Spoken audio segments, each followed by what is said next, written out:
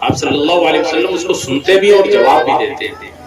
آج کل ڈیجیٹل چیزیں بہت بڑھ گئی ہیں، جو حضرات واٹس ایپ وغیرہ چلاتے ہیں وہ دیکھیں گے کہ اگر میں نے کسی کو میسج کیا اور اس کو 1 مہینہ میں میسج نہ کرتا تو اس کے میسج کرنے والوں کی جو لسٹ ہوگی اس میں سب سے نیچے ہمارا نام چلا جائے گا۔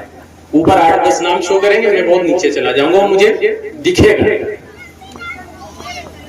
اور اگر میں روز آپ کو میسج کروں تو سب سے پہلے نمبر پہ ہمارا میسج ہوگا، دیکھیں گے کہ فلاں صاحب کا میسج آیا ہوا۔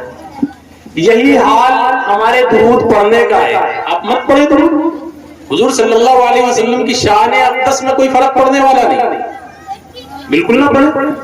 یہ آپ کی بدبختی ہوگی، ہماری بدبختی ہوگی، ہماری بدنصیبی ہوگی کہ ہم برائے نام عاشق رسول ہیں، لیکن جب آپ درود پڑھیں گے